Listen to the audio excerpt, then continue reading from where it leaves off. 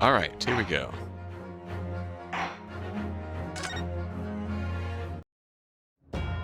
We're really in it now. Person in defense would like to call to the stand to testify about the autopsy of Lord Clint Van Zieks is Eugene Nikitoba. Take that! Heaven help us. Another Japanese. Shut up.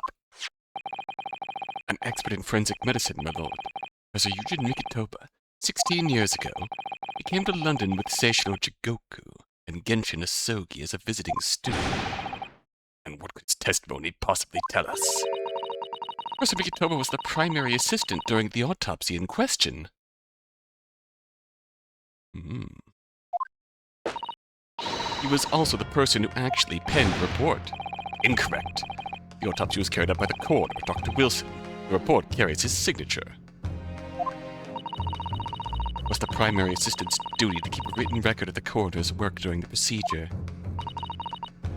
In actual fact, the coroner merely read over the report at the end and signed it. In other words, Professor Nikitoba witnessed the entire autopsy from start to finish. Defense demands that Professor Nikitoba be summoned as a witness as a matter of urgency.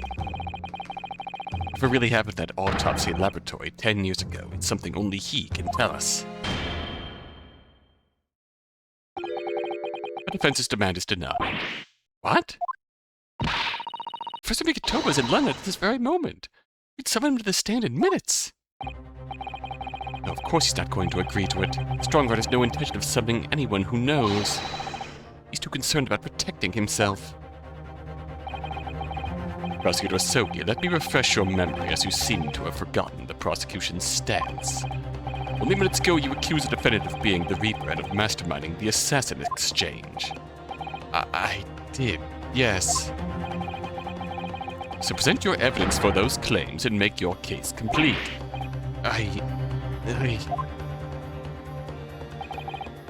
At this time, I don't have the requisite evidence. That's exactly why we need witness testimony. Professor, case is closed. There are no clues in the distant past that will bolster your argument today. I'm afraid to say, Prosecutor Asogi, that you would appear to have been possessed by the spirit of your late homicidal father. Now, as I stated earlier, this court has already reached a conclusion with respect to the matter at hand. Inspector Gregson was murdered by Japanese Supreme Court Judge Seishiro Jigoku. As for any hidden circumstances that may exist, they will be investigated in due course by the proper authorities. Objection! We all know what will happen. I'll just give the mastermind of the whole venture time to cover his tracks again. By which you mean me? Your punishment for this contemptible behavior will be decided at a later date. As for you, Prosecutor Asogi, you will be remanded following these proceedings. Willingly, I trust, since you gave your word.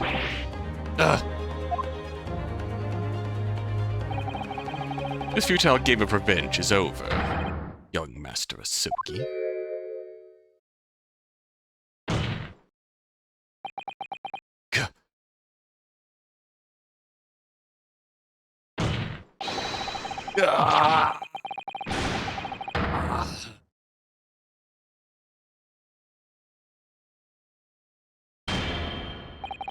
That will be all. I hereby declare this trial to be over. Court is... What is umst? Erlock! Mr. Sholmes! This is no place for amateur detection, Mr. Sholmes. I remind you that these proceedings are closed to the general public. You will leave this courtroom at once. Objection! Mr. Sholmes was instrumental in the apprehension of Seishiro Jigoku before he fled from Europe. The court should hear what he has to say. Lord Mail Strongheart. It's imperative that you refrain from bringing this trial to an end at this stage. Is it really? And why would that be? You need only recall your own words from the opening of the trial to answer that question, if I may. We will stop at nothing to uncover the whole truth behind these disturbing findings. Surely it can't be. But the shock of being accused of being the Reaper yourself has erased that from your memory, can it?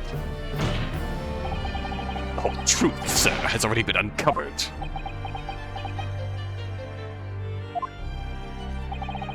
It would seem that we have a great many important members of the judiciary present here today.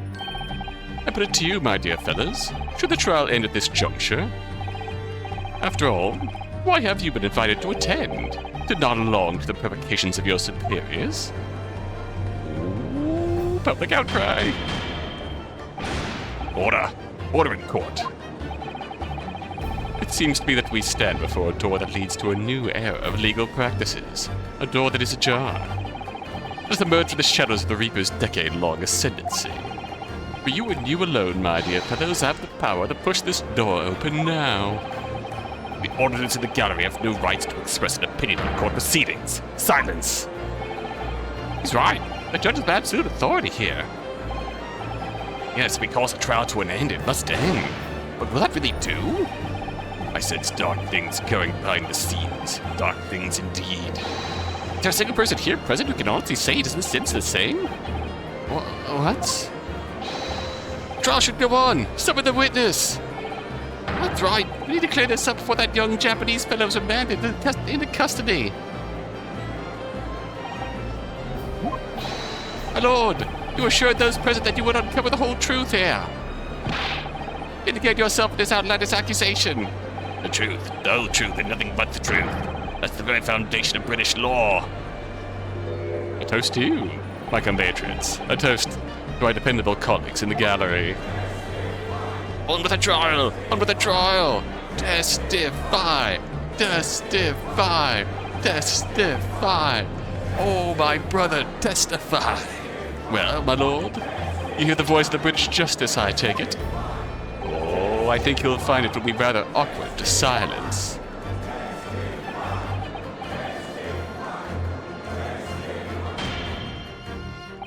That was easy. The court will recess briefly.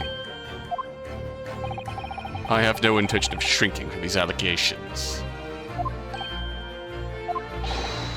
Bailiff, arrange for the subpoena of the witness at once.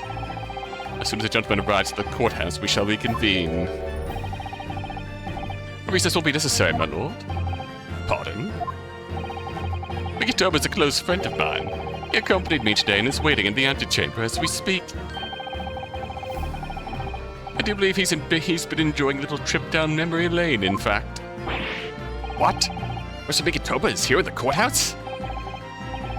Mr. Sholmes, you didn't know this would happen, did you? My dear fellow, no one is in better position to answer that question than you, surely. I was just asking for the fun of it, you know.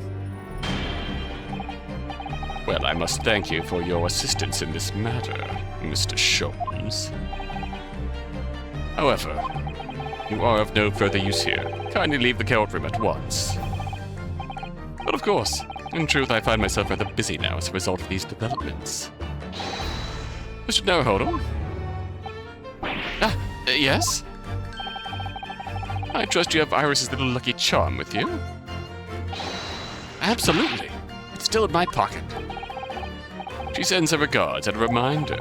If you find yourself at a dead end, the ears are at your disposal. Just one tug, if you please. Oh, of course. Oh, we'll need it again. In that case, the trial will continue without delay. Bailiff, show the witness to the stand. So it's Lord Strongheart. He's the Reaper of the Bailey. Where exactly is this trial going to take me, I wonder? Just how deep am I about to be plunged into the blackness of the abyss? Well, I'm ready. I'm ready to head into the heart of this maelstrom and confront whatever horrors it tries to drown me under. Almost like that's what he's named after.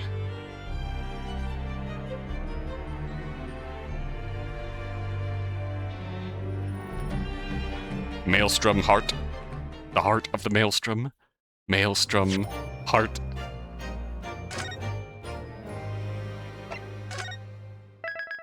That's a bit of a stretch. But I see see what... Whoa, hi.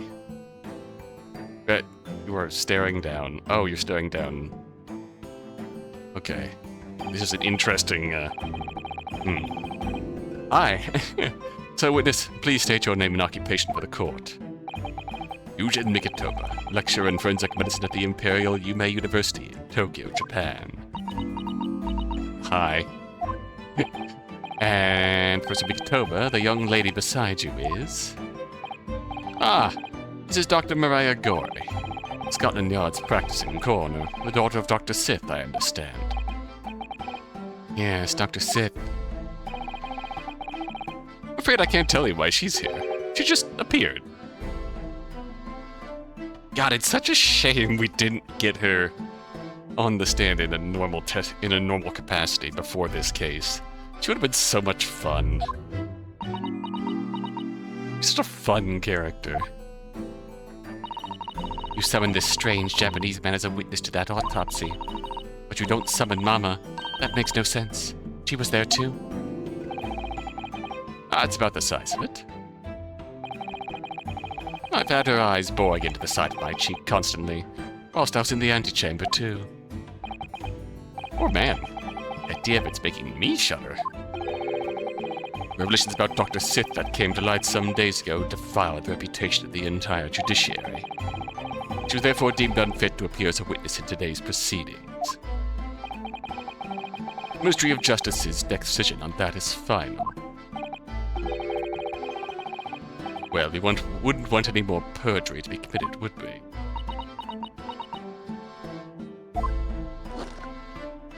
Mask on. The Ministry of Justice. Unquestionable strings are being pulled, I think. I remember you, Dr. Mikitoba. I certainly never expected to be meeting you under these circumstances. Yes, it's been a long while, Lord Strongheart. The prosecution understands that you were a visiting student of forensic science in London until 10 years ago. That's right. I studied under Dr. Wilson at St. Sinners. So you were present at the autopsy of my brother, Lord Clint Van Zieks. I was, yes. I assisted Dr. Wilson with the entire procedure. Mama is far more skilled than any Japanese man. Well, Dr. Wilson asked me to be his primary assistant on that occasion. And this autopsy report was actually penned by you, I believe. Yes. I noted all the doctor's findings, and when we were done, he read through the document and signed it. Poor Mama. As secondary assistant, she wouldn't have had such a good view of all the innards. So, Professor, do you remember Inspector Gregson? Yes, of course. If it wasn't for his insistence, Lord Van Zieks' autopsy would never have happened. He was absolutely convinced that it would reveal decisive evidence against Genshin, you see. The Lord Strongheart had to entreat the nobility to allow it to take place. Do correct me if I'm wrong, my lord. It was as a result of that autopsy that a mass murderer was apprehended and justice was done. Gregson admitted it before he was killed. He admitted that the results of the autopsy were fabricated.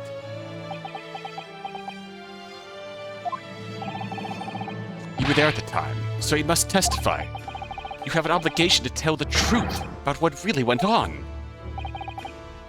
Absolutely. That's precisely why I'm here.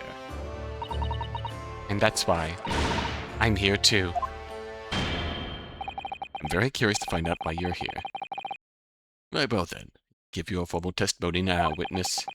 Before you begin, a word of warning. Oh? You will state truthfully and accurately what you saw and what you heard at the time. I wouldn't dream of doing otherwise, my lord.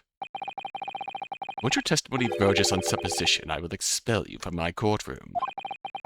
Remember that.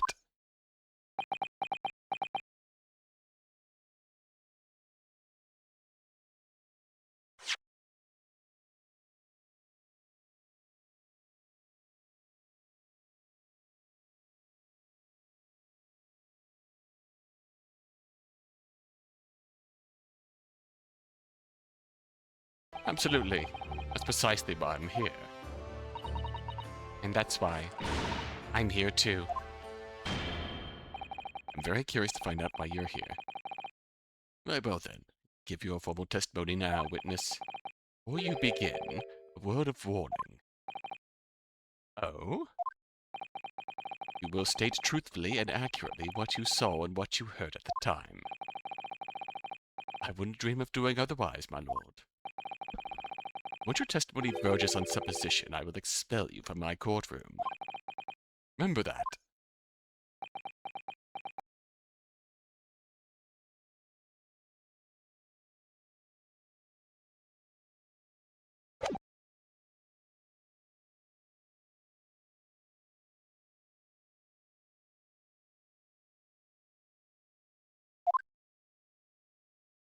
Well, that was probably going to be an awkward cut. Alright, anyways, the autopsy of Clint Van Zieks. From my own observations, I couldn't say there was any indication of the autopsy results having been fabricated. Death resulted from a wound made by a Western-style sword transfixing the heart. That I found a little strange. There were no other signs of internal injury, nothing questionable at all. It was just that beautiful but dangerous piece of evidence removed from the man's stomach. Presumed to have been swallowed by the victim as a way of posthumously identifying his assailant. Huh. No indication? Nothing to suggest fabrication? Mr. Big Toba, are you certain about that? Well, nothing that I could positively identify as such, much less swear to in testimony. Remember, he's under Strong Art's, strict ruling here. Ugh.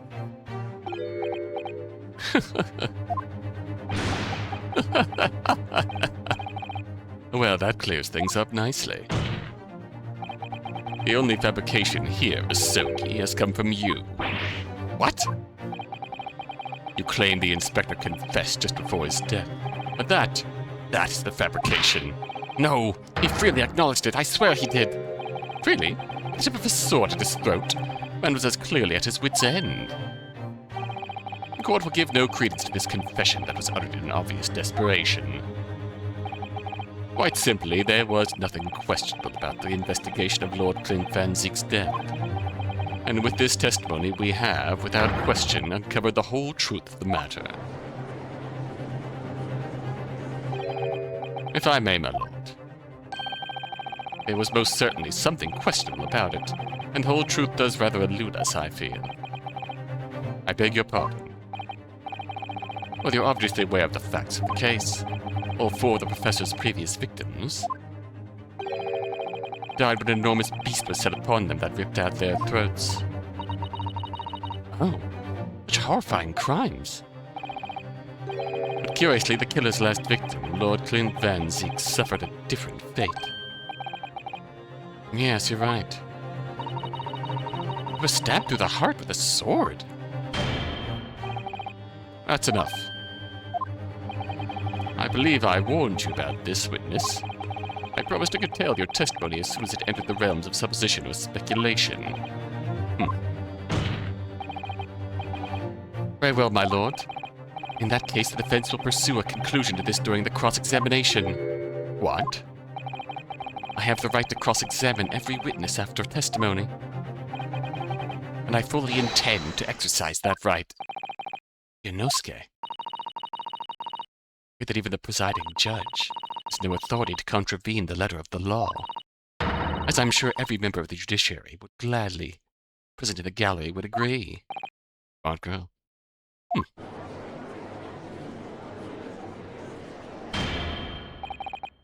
Very well. You may begin, counsel. However, the moment your argument strays from the established facts, I will not hesitate to bring the cross-examination to an end. Proceed with caution. Yes, my lord.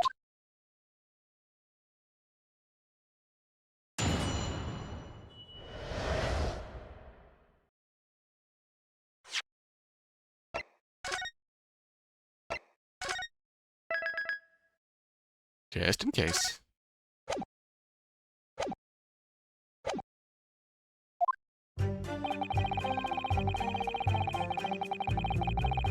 Hold it! You couldn't say? No, sadly not.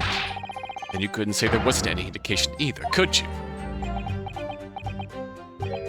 No, true, I couldn't. It was at Dr. Wilson's side as he performed the procedure, recording what he did. But at times, of course, he instructed me to fetch implements and such like. Whilst I was away from the operating table, obviously I could have missed something.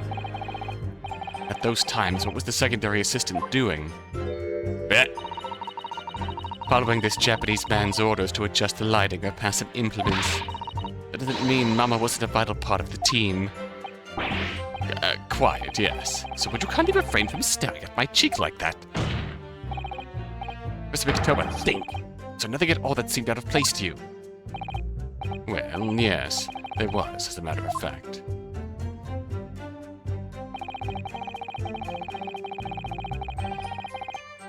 Hold it! In all the previous 4 killings attributed to the professor, the victims were killed by an enormous dog, I believe. Their throats were, well, mauled. Correct.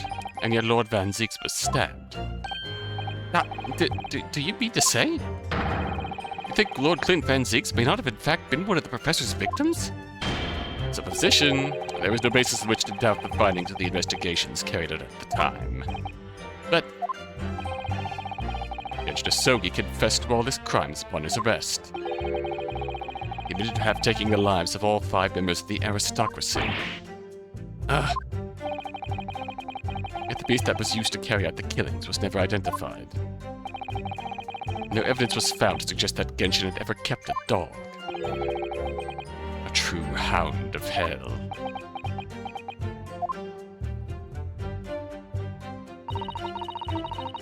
Hearing no other signs of internal injury. Hold it! But, you weren't actually present at the autopsy yourself, were you, Dr. Gorey? Does that matter? I was not alive then. Well, I just wonder how useful your testimony can be in that case, really. I mean, it would be different if your mother, Dr. Sith, were in the stand, but... You forget. I've read all the paperwork about the case, and Mama's told me the story countless times. The statement I just made is exactly what's written in the autopsy report. I did confirm that myself at the time, it's true. Besides the stab wound, there were no other signs of internal trauma. I see. Mama told me about it. Oh? She said there was nothing of note internally. But they did find an amazing piece of evidence. Something unbelievable. Unbelievable? What do you mean? Come on, Dr. Gorey. What was it?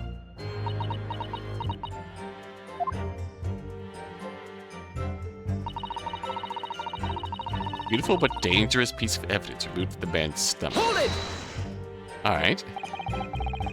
What exactly was it, though? What does beautiful but dangerous mean?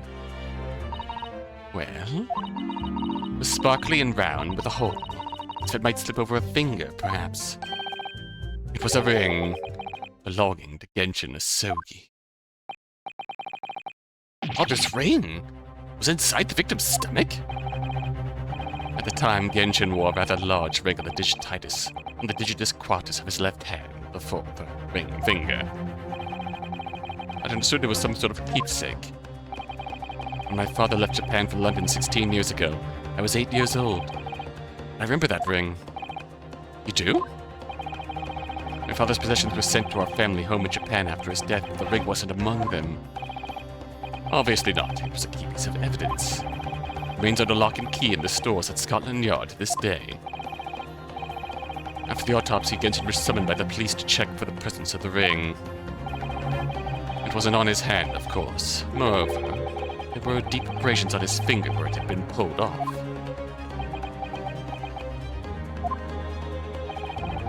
They arrested the man there and then, right before my eyes. How could they? I brought the ring along with me today. Oh! What? Here it is, a bit dusty from years in the stores. Good gracious! Yes, that's it! I hadn't seen that ring in 10 long years. That was found inside the victim's stomach? Yes, I'm afraid so. You hesitated there, Professor Mikitoba. Did we read something into that? Ah, well, it's just that thinking back now. I didn't actually witness the moment it was extracted from the victim's body. Oh my, really? That precise moment, Dr. Wilson had asked me to fetch him a new scalpel, you see. Dr. Gorey, removal of historic evidence from the stores requires my consent, does it not?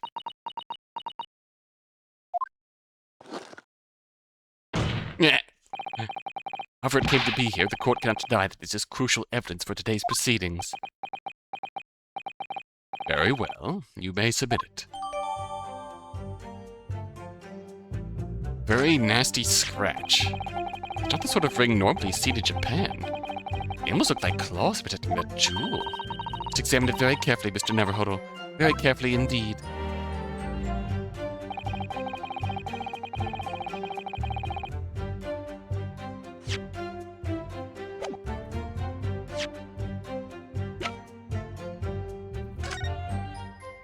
Alright. These fat claws do a good job of protecting the equally fat gemstone in the middle of the ring. Yes, if you were clumsy, you could give yourself a rather nasty cut on them, I should think. Ow! Now my finger's bleeding. The claws really are sharp. Oh my. That was very quick clumsiness, Mr. Naruhodo, even for you. Who would make such a dangerous ring? You couldn't swallow it without doing yourself some fairly serious damage, surely.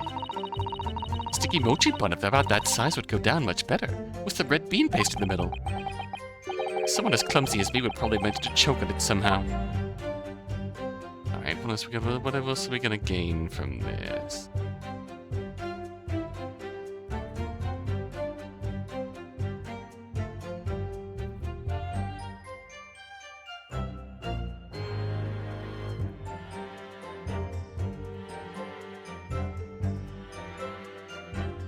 Is that really it?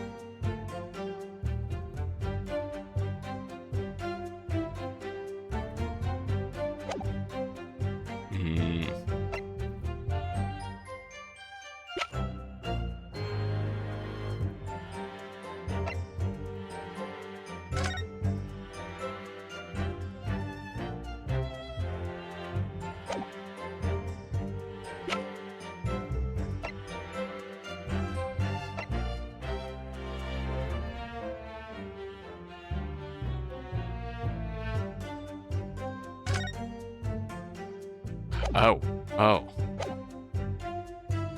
Hold it! No other internal injuries. That was a decisive piece of evidence that led to Genshin Asogi's arrest? Correct. After further investigations by Scotland Yard, the man admitted to his crimes. It's a lie! My father was no killer! Baruch van Zieks, it was you! You twisted the truth to suit your purposes. Your hatred of me doesn't change the facts that were established 10 years ago. Remember, the Clint had closed in on the professor. In the end, he exposed the man and put a stop to his lethal rampage. In the way only a man of my brother's caliber could.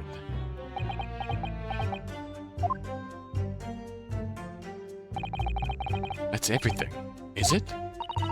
Poor father. He looks so troubled. That's because 10 years ago, something happened that's been weighing on his mind. Oh. I couldn't say were his words. That phrasing was very deliberate, I'm sure. Wonder if he's had his suspicions all these years. That's the case, we need to use this cross-examination to prove what really happened. Remove any trace of doubt. We could establish that Cosmo-sama's claims of fabricated evidence was true. Can't shy away from this now. Even if what we might uncover could lead to total calamity. Don't worry, Mr. Naruhodo. I'll be right beside you, whatever may happen.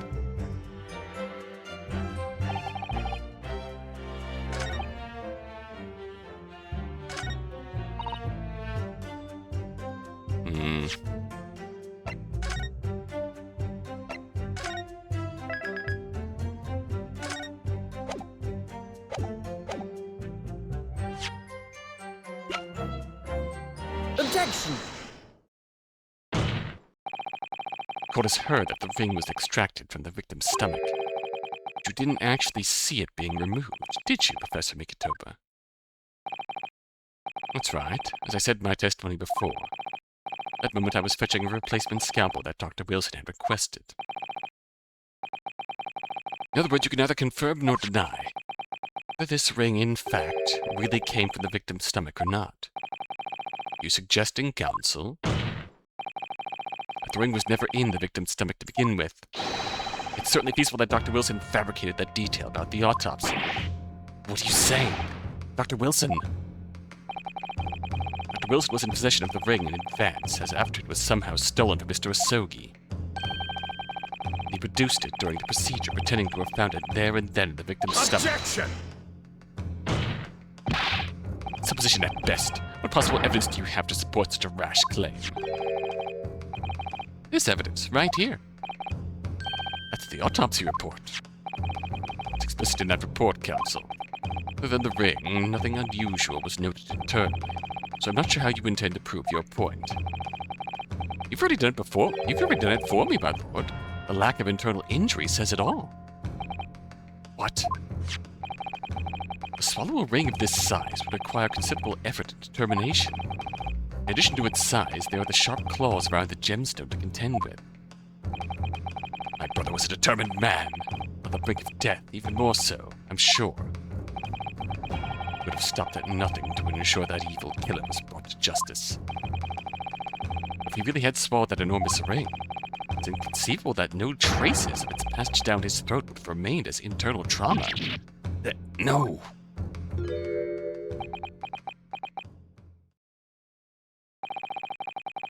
And there you arrived at the sticking point. Precisely why I had my doubts about the findings myself 10 years ago. Why did you say something at the time? I did. I still remember the conversation I had with Dr. Wilson in the laboratory that day. Look at this! Now this is a very curious thing to find in a man's stomach, wouldn't you say? But isn't that rather peculiar, Dr. Wilson? What's that now, Mikitoba? What if he swallowed a ring of that size with those sharp metal claws that it has? Surely you'd expect to see damage to the throat and esophagus, or mucous membranes at the very least. Dr. Mikitoba, may I remind you that I have vastly more experience than you. I'm terribly sorry. I can think of plenty of ways to explain why no injuries would be seen. No, let's say this. The victim would appear to have ingested the item as evidence to identify his assailant. Go ahead, write it down. Peer pressure. So I was right. Dr. Wilson deliberately fabricated the results of the autopsy to implicate my father. I'm disappointed, counsel. That argument is nothing more than speculation. What? Dr. Wilson was Britain's leading authority on forensic science and autopsy work. There is no scientific basis on which to doubt the man's expert opinion.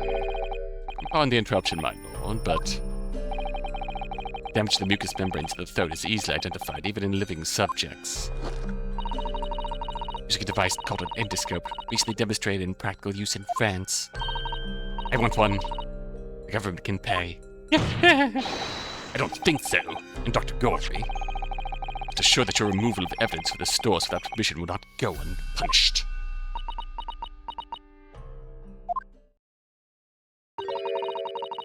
We open up the dead to find the truth.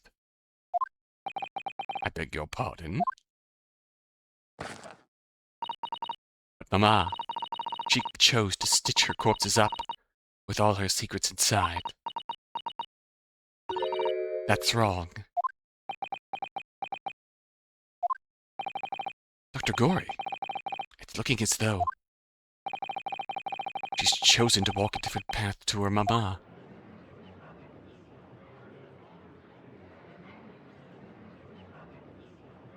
Rush. Yes. The ring. What about the ring? Just remembered something. An earlier incident. What incident? The one I've recounted to you before. What a memory I have. Genshin Asogi saving my life. What? My father saved your life? It was 10 years ago, on a foggy night. Genshin and I were walking down some back streets at a late hour. All of a sudden... Don't make it, Pete. You're coming with us. All of our assailants were armed with pistols, their faces obscured by scarves.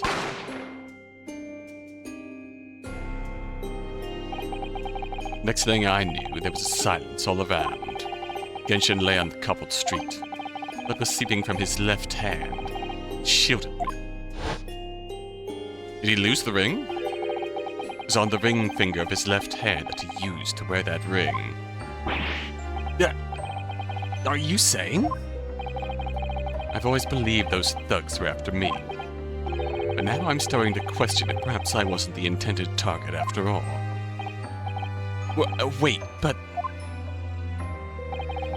Genshin was arrested 2 days after that attack. And in that short interval, the decisive evidence needed to indict him was miraculously found.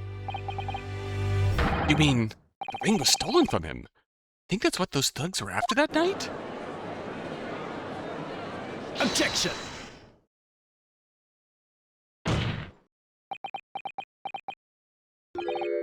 You pathetic coward. You expect me to believe that you weren't involved. What do you mean by that? It was you, wasn't it? You're the one who took it. You stole my father's ring. You set the whole thing up so you could paint him as a mass murderer and have him... Kazuma, stop it. Kazuma. Open your eyes. Ryunosuke. You must know deep down. The truth can be completely obscured even when your judgment is only slightly clouded. At that moment, you seem to be floundering through a dense fog. Eh? Is that why you were so insistent I should be present in this trial? To see you like this.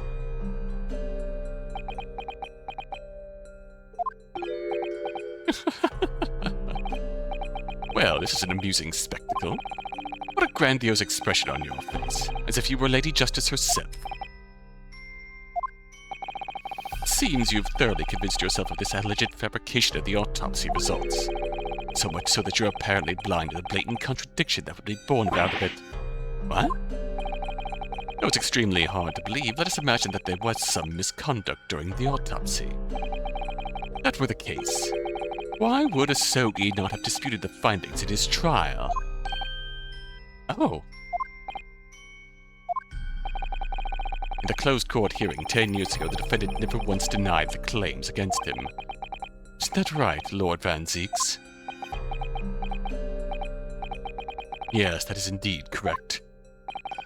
Upon hearing the verdict of guilty, he merely closed his eyes, quietly accepting the judgment. The actions of a man who has accepted responsibility for his deeds and is resigned to his fate. But then... that is very strange. Mr. Asogi did nothing to oppose the charges against him. Then... that would surely mean that there was no fabricated evidence. Obvious conclusion at which you should have arrived many minutes ago. Prosecutor Asogi? Your twisted loyalty and clouded judgment are hampering your ability for logical thought.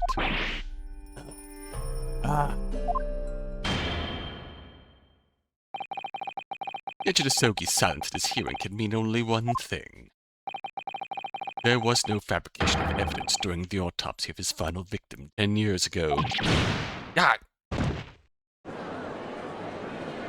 We need to ask ourselves the question of why would he keep silent if there was fabricated evidence? That autopsy was at all above board. Nothing to stop Lord Strongheart bringing this trial to an immediate conclusion. Objection! Was objecting? Mikitoba? Oh no, that was a... Thank you, Ryunosuke. Wasn't for your frank words just now. This trial may very well have ended prematurely. Kazuma? What's this latest absurdity, Counsel? My lord, your reasoning is perfectly sound, but for one giant hole. I beg your pardon? You claim my father's silence was due to the fact that there was no fabricated evidence. There's another possible explanation. You've overlooked the possibility that he had a reason for maintaining that silence. Objection! A silence that would lead to him being convicted and sent to his death. If the autopsy results were an invention, there's no conceivable reason why the man wouldn't have protested. Objection! Oh, those results were an invention, all right. There's no question of that. Or are you forgetting that two people with a connection to that autopsy have been assassinated? If I force the grievances I feel from my mind, I start to see you in a very different light. I think perhaps it's you who's been living in delusion these 10 years. Me? Asuma-sama has created one last chance for us here, Mr. Naruhodo. It only showed there was a reason for his father's silence at his trial. A reason why the man would have said nothing even though he was innocent. Could it have been part of some negotiation, perhaps? Enough rhetoric. The court must be shown evidence. What proof do you have that could possibly explain Asogi's silence in court? Time to bring up the Asogi papers?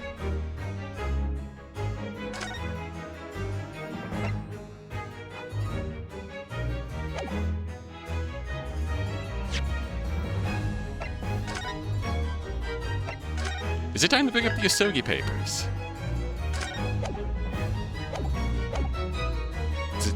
Is it time to release the Asogi files? Back. Take that! This is the defense's answer to that question. Nope, we're done. Again, before my patience for rhetoric is growing thin. Oh, shit, alright. It's not time to release the Asogi papers.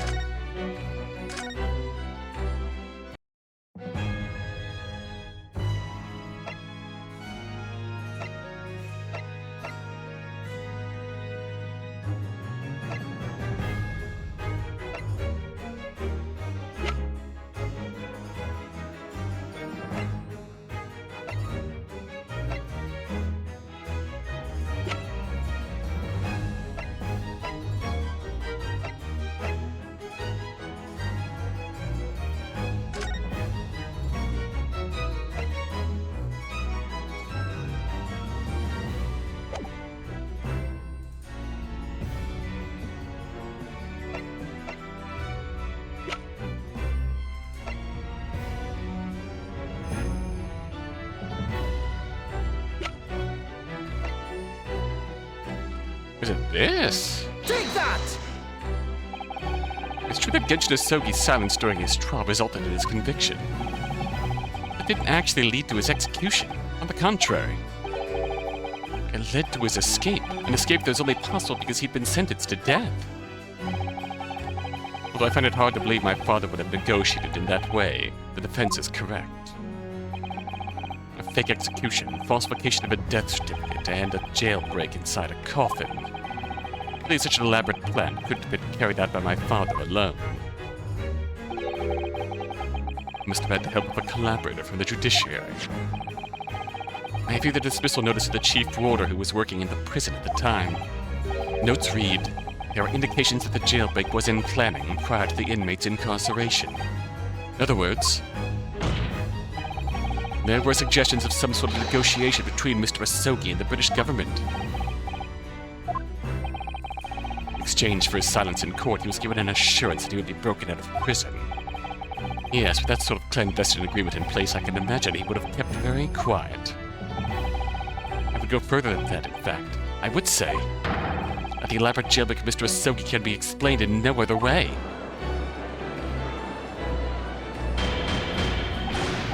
Order! Order! First fabricated evidence and now a jailbreak conspiracy? Of course, because it's all intimately linked. The prosecution wishes to summon new witnesses to the stand. Witnesses? Enoch River? Oh, fuck, alright. People who can testify about the jailbreak that took place 10 years ago. That... Vigil? Governor Caden? And the poor chief warder of the prison? I won't allow this trial to turn into a farce. To summon the governor of the prison after all these years. Oh, it wouldn't be any trouble, my lord. What? Father? My dear friend may appear a little rattle-pated at times, but I can assure you he's extremely thorough. He wired both Barclay and the local prison earlier. Asking Governor Caden and Mr. Vigil to attend the Old Bailey as a matter of extreme urgency. Mr. Shoulders did that! Are you telling me that? Both men are, unless I'm much mistaken, waiting just outside the courtroom at this very moment. My lord, must permit this trial to proceed as you declared it at its outset. You promised that we would stop at nothing to uncover the whole truth behind these disturbing findings. Very well. Bring in the witnesses. Make no mistake, I too would like nothing more than to lay this business to rest once and for all. We're churning through the witnesses now.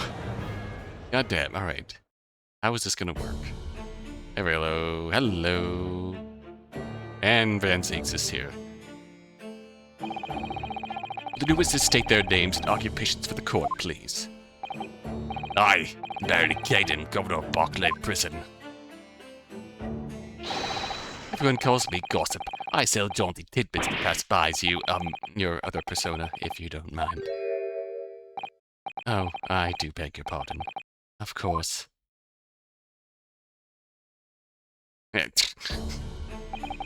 My name is Daily Vigil. I used to be the chief warder at Barclay Prison. The reason you've been summoned here to court today to testify about the jailbreak of the so-called professor 10 years ago. Not professor? You've already been through all this before, a decade ago. And the conclusion was that there wasn't anything untoward happened. A convict escaped from your prison, Governor. Hardly what you'd call nothing untoward. Well... The convict's death certificate was somehow falsified after he was allegedly executed. And he escaped the prison inside his own coffin. A plan of that complexity could never have been carried out without the help of somebody of influence inside the prison. Governor Caden, don't imagine that the passage of time will afford you any protection. It turns out that you were involved in this plot to break Mr. Asogi out of your prison, then of course, consequences will be very serious. In all likelihood, a capital punishment. Jesus! Gads! Hold on there, laddie. All I did was... Witness? Governor Caden? Aye, sir. You have a critical role to play in the public safety of our country. A great responsibility to shoulder. The significance of your testimony in court cannot be understated. Therefore, think carefully before you speak. And Prosecutor Asogi, if you threaten the witness again, you will be held in contempt of court. My apologies, my lord.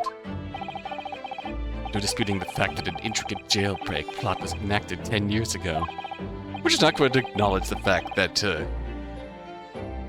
male Strongheart is just casually intimidating witnesses right in front of us. Clearly you were both involved in some way, so you'll testify before the court now and explain exactly what took place. Very well. Let the witnesses give their formal testimony. Tell the court everything you know of the plot to break Asogi out of Barclay 10 years ago.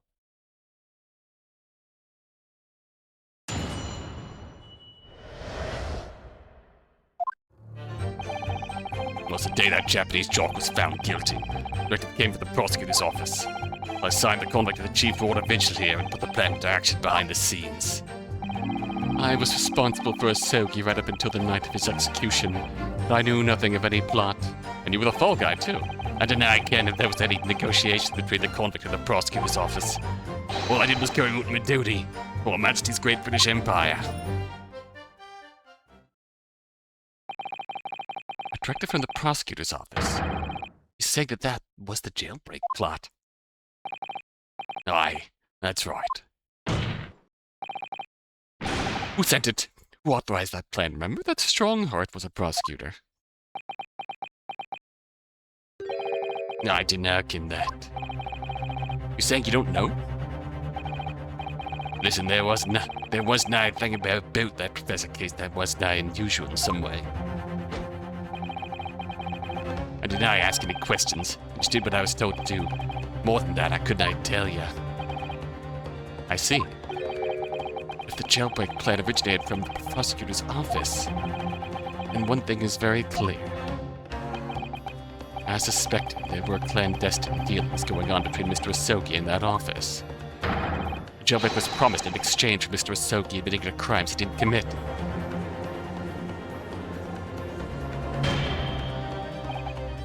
That, Counsel, is nothing more than speculation on your part. So, let me ask the defense. Oh, yes, my lord. I'm here too. I fail to say these witnesses have any more pertinent information here. Do you intend to assert your right to a cross-examination? Absolutely.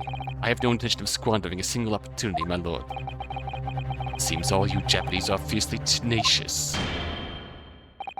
Very well. Proceed, Counsel.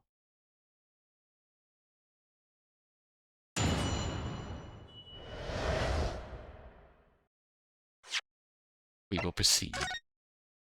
Next time, though. Until then.